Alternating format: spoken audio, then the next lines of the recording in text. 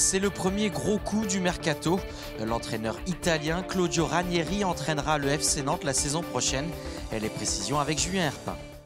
En arrivant au stade de la Beaujoire, Claudio Ranieri ne devrait pas être totalement perdu. Le technicien italien connaît les lieux pour y avoir disputé 2 rencontres en 2012 et 2014 quand il était entraîneur de Monaco. Le club monégasque est l'un des nombreux par lesquels le nouveau coach du FC Nantes est passé. Chelsea, la Roma, la Juve ou encore Valence, Claudio Ranieri affiche un CV impressionnant. Pourtant, c'est très récemment, en 2016, qu'il a connu l'apogée de sa carrière avec un titre de champion d'Angleterre glané avec Leicester. Dans la foulée, le technicien de 65 ans avait été nommé entraîneur de l'année en Europe. C'est donc une sacrée surprise de voir un tel monument débarquer sur les bords de l'Erdre. Orphelin après le départ impromptu de Sergio Conceição, Valdemar Kita a décidé de mettre le paquet pour installer sur le banc nantais un coach de renom. Un choix qui a un prix, on parle d'un contrat d'un peu plus de 7 millions d'euros sur 2 saisons, mais qui permettra également de maintenir le collectif qui, durant la deuxième partie de saison, a donné satisfaction. Le départ de Conceição aurait pu s'accompagner de celui de joueurs cadres comme Gillet ou Rongier. En outre, si Ranieri a choisi Nantes, c'est, on l'imagine, car il a des assurances sur la capacité de recrutement des jaunes et verts. Quoi qu'il en soit, le FC Nantes anime le début de mercato et il n'y a qu'à faire un tour sur les réseaux sociaux pour mesurer l'attente des supporters nantais. Depuis ce mardi matin, une cinquantaine d'éleveurs filtrent les allées et venues de la coopérative Eurial à Herbignac. Les manifestants réclament une vraie revalorisation des prix du lait. Précisément, ce qu'on demande, c'est que les prix annoncés sur le mois de juin soient supérieurs à ce que ça a été annoncé. C'est-à-dire qu'il a été annoncé 315 € la tonne, mais c'est loin de suffire. Et que des perspectives de juillet et août soient au-dessus de ce qui était prévu, parce qu'on pense que les agriculteurs et les producteurs de lait en ont besoin et que ce n'est pas toujours aux producteurs de lait d'être le dernier échelon ou le dernier barreau de l'échelle et à lui de supporter tous les malaises de la filière. En pleine campagne pour les législatives, plusieurs associations nantaises se mobilisent pour sensibiliser sur l'accueil des réfugiés. Ils viennent même de créer un collectif Claire Villalon.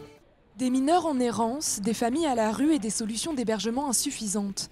C'est le constat dramatique que dresse un certain nombre d'associations nantaises dans une lettre ouverte adressée aux candidats aux législatives. On constate là, quand même depuis 1 ou 2 ans quand même que la situation est en train de s'empirer au niveau de l'accueil, au niveau de l'hébergement, au niveau de la mise à l'abri des gens qui sont dans des situations de détresse sociale, d'errance sociale.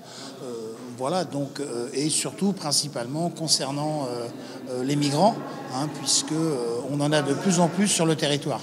Face à cette situation, les associations se sentent seules. Elles demandent à l'État de prendre ses responsabilités et d'appliquer notamment la loi sur la réquisition des lots Covid. On demande cette application stricte de cette loi qui dit tout simplement on peut réquisitionner des bâtiments, des locaux quand ils sont vides pour les mettre à la disposition des gens qui sont mal logés ou non logés, quoi. Parmi les nombreuses personnes en détresse, le cas des mineurs isolés est de plus en plus préoccupant. Il y a beaucoup de jeunes qui sont en squat, il y en a quelques-uns qui se maintiennent à l'hôtel parce que l'avocat leur dit qu'ils peuvent être maintenus à l'hôtel, mais ils ont beaucoup de crainte d'être expulsés. Et puis, on a des jeunes à la rue. Et ce qui est encore plus grave, c'est qu'on voit que des jeunes arrivent sur le département et peuvent, dans certains cas, ne pas être hébergés alors qu'ils devraient l'être selon la loi. Pour faire connaître cette situation au Nantais, le collectif d'associations prévoit un rassemblement le dimanche 25 juin à midi, place Mangin. Nantes accueillera fin juin la 3e édition du SoFIL Summer Camp Festival, un événement à la mentalité bien particulière. L'esprit du SoFIM Festival, SoFIM Summer Camp, c'est d'être un festival convivial, qui est un festival non compétitif, estival. C'est pour ça qu'il y a beaucoup de plein air et des moments un peu de rencontres autour d'un ciné-karaoké, d'un barbecue. Donc c'est l'idée à la fois de proposer des films importants et en même temps de permettre aux gens de se rencontrer très simplement et rencontrer nos invités et de déjeuner ou dîner avec eux en toute tranquillité. Comme je disais, c'est pas un festival compétitif, c'est pas non plus un festival de promotion. C'est d'abord un festival où nos invités ont l'occasion de montrer un film qui leur tient spécialement à cœur. C'est le principe des cartes blanches, à la trentaine d'invités qui seront les nôtres. Puis aussi, on fait découvrir des films. Il ne s'agit pas d'être que dans l'actualité. Nous, il y a plein de grands films qui ont fait l'histoire du cinéma, que les gens adorent revoir. Et là, notamment, on aura des avant-premières de films restaurés, comme Le Privé d'Altman ou Anabi de Kitano. Et on est très heureux de pouvoir représenter ces grands films en salle ou en plein air. Et début juillet, la Maker Faire va de nouveau faire étape à Nantes. Ce rassemblement de bricoleurs et d'artistes avait attiré les foules l'an dernier. Et Jean-Michel Nagar. Nantes Maker Campus, l'événement avait attiré plus de 200 000 visiteurs l'an dernier, 200 000 curieux, intrigués par ces étranges créateurs et inventeurs en tout genre. Ils seront encore plus de 150 cet été sous les nefs des machines de Lille.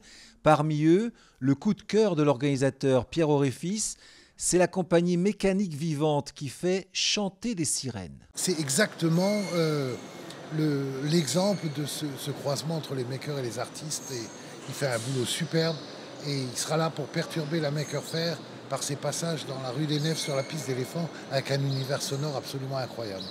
Les visiteurs pourront également grimper à bord de ce taxibus minuscule imaginé par deux inventeurs fous d'Amsterdam, admirer ce cheval de fer géant qui plane dans les airs ou encore profiter d'une fête foraine au manège incroyable construit à partir d'objets recyclés. Tout cela peut prêter à sourire, mais c'est peut-être l'avenir. Les plus grandes entreprises du monde, personne ne les a vues venir dans les années 80-90. C'est né dans des garages et c'est arrivé et ça a bouleversé l'économie mondiale.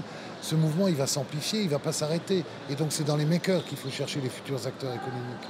Rendez-vous est pris les 7, 8 et 9 juillet sous les nefs des machines de Lille. L'accès au campement de tous ces artistes makers sera gratuit.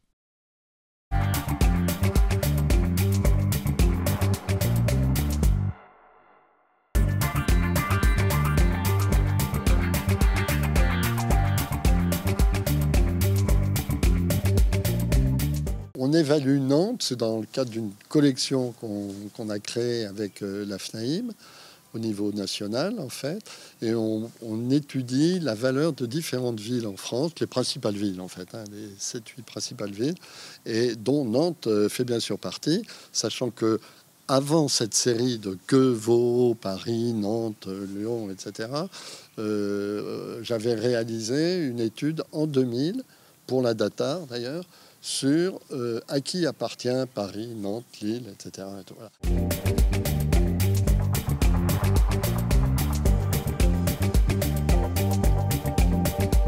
Peut-être que si on additionne toutes les valeurs, on arrive à 41,5 milliards. Mais là, c'est l'expert qui pourra vous expliquer pourquoi ce chiffre-là.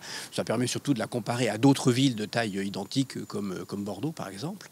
Et puis, elle permet de voir aussi que la propriété de la ville est surtout détenue par des particuliers et que la copropriété, même si elle a progressé, est encore minoritaire par rapport aux particuliers dans la ville. C'est une ville qui est attractive parce que les propriétaires restent propriétaires de leurs biens.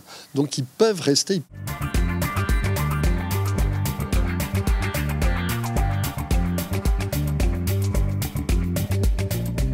Dans chacun des quartiers, on calcule le nombre de 1 pièce, de 2 pièces, de 3 pièces, de 4 pièces et plus, qui sont des statistiques fournies par l'INSEE d'ailleurs.